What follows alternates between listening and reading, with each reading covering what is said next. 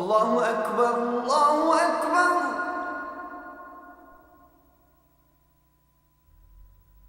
Allahu Akbar,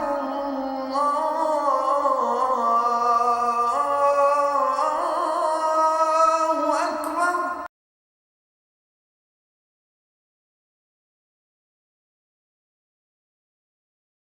Familiarity, family. When Umar bin Khattab was going to kill the Prophet Muhammad sallallahu alaihi wasallam, what stopped him from doing it?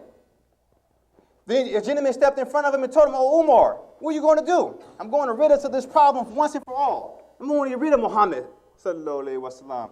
He said, "Before you go deal with that, you need to go check your home, check your house, clean your house out." What you mean?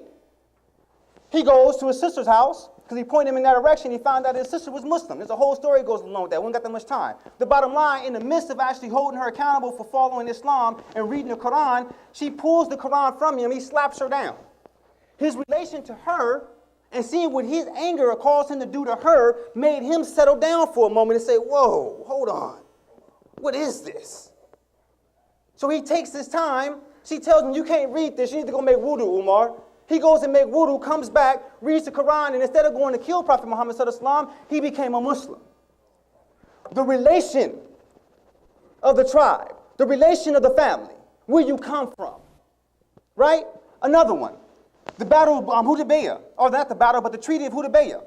Who was it that was allowed to be an envoy on behalf of the Muslims in order to go back into Mecca when the Meccans was actually organized to kill the Muslims? They was there with no armory and no weapons to go to war. They came there based on the dream of Prophet Muhammad sallallahu alaihi wasallam, ready to worship Allah during the time of Umrah. They was totally vulnerable other than the protection of Allah subhanahu wa ta'ala. They went there to a people that was trying to kill them. I'm talking about kill them, not, they was at their heads. During that time, multiple envoys came out to talk to the Prophet. They came to agreement, but not really all the way. So the Prophet sallallahu alaihi wasallam had to send somebody in. Who did he send in? He asked Umar first. Umar said, "No, because I don't like him. I won't be able to get along with him. Plus, I ain't got no family up in there. They'll kill me." So who did he send? Uthman bin Affan, radiallahu anhu. Who was he? He was the son of Abu Sufyan. Not the son, but the nephew of Abu Sufyan. Abu Sufyan was the head of the Quraysh. So they sent in a family member that had a tie, a connection, that connects back to that time we're talking about when all the tribes said, "Look, we're not going to let one tribe do anything to another tribe without a consequence," their political structure. So we sent in someone who we knew wouldn't be held accountable. And if they did, not only would the Muslims hold them accountable, but there would also be war in Mecca. Why is that relevant? First of all, we in America, gentlemen and ladies. And whether you think it or not, Islam has been in America for a long, long, long time. Islam has been in America, at least 30 to 40% of the Muslims that, or the individuals that came over here to Africa was Muslim, from majority of lands of West Africa. If you don't know about the West African Empire, Songhai, Ghana, or the Ivory Coast, you know what I'm saying?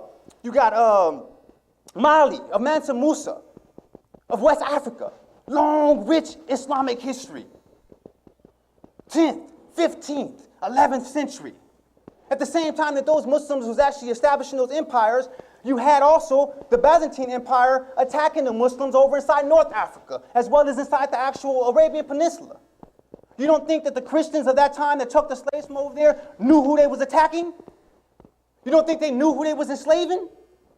When slaves were not allowed to pray to their pagan gods? When slaves were not allowed to use their language? When slaves was forced to remove their names and take on other names?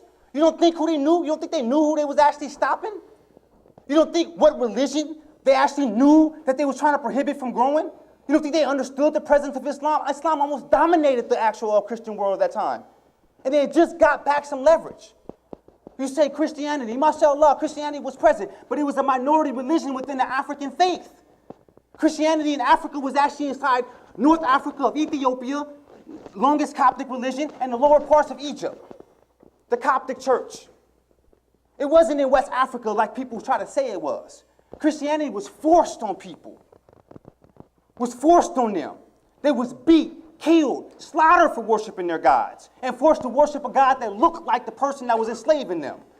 You think religious persecution just began inside the 21st century? You think Islamophobia just began in the 21st century? You think racism just begun here, in this time now? Just to the Muslims that come from overseas. Come on, man. People in this country, black, white, Latino has been struggling and fighting for these things that we look at today that we all put up in this bunch called Islamophobia. Come on. They give you a language and you embrace it. You're going to fight and we're going to strive to get accepted in this country. We've been in this country. Islam has been influenced in this country. Islam is an intricate part, indispensable part of this country.